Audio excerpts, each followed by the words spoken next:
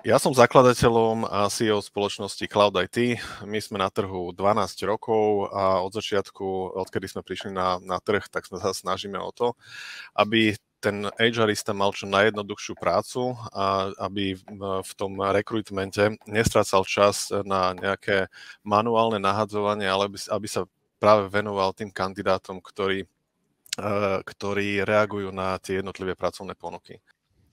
My hneď ako vyšlo ChatGPT, tak sme sa začali zaoberať tým, že poďme sa na to pozrieť, aké možnosti nám to dá. A hneď naprvu nám to dalo to, že ten content, ako sú pracovné ponuky, tak poďme čo najrýchlejšie dať našim zákazníkom, aby mohli používať ChatGPT v praxi, aby využili to na maximum, aby tú rutinu, ako som už spomínal, stlačili na minimum.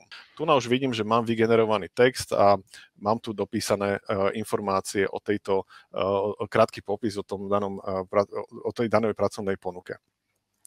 Ak mi ten text nesedí, tak ja stále mám možnosť prísť a ten prompt prepísať, čiže klikom na vyplniť pomocou AI sa mi pregeneruje ten krátky popis, alebo všade v Rekru, kde máte nejaké textovú areju, čo je vlastne tento textové okno, tak máte možnosť kliknúť si na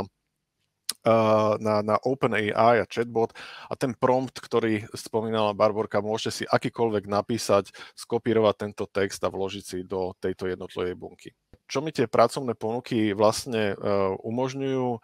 Generovať takúto pracovnú ponuku na niekoľko tisíc pracovných portáloch alebo si vytvoriť tzv. Obľúbené položky, kde si vygenerujem niektoré z týchto pracovných portálov, či to je web stránka, profesia, Jobsy v Českej republike alebo Dream Jobs, na ktorý si kliknem a buď môžem použiť nejakú z mojich predefinovaných šablón, alebo znova môžem vytvoriť novú pracovnú ponuku, kde možnosť generovania pomocou AI mám k dispozícii.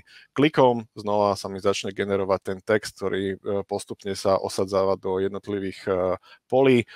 Mám ušetrené neskutočne veľa minút tvorenia a kreativity, stačí mi len upraviť tento text a môžem publikovať samozrejme v dizajne daných portálov, respektíve daných web stránok a následne môžem pracovať oveľa viac s kandidátmi, tak ako Peter vravel, venovať sa fakt reálne tým pohovorom, nie vytváraniam či inzercií alebo manuálneho vkladania kandidátov do jednotlivých polí.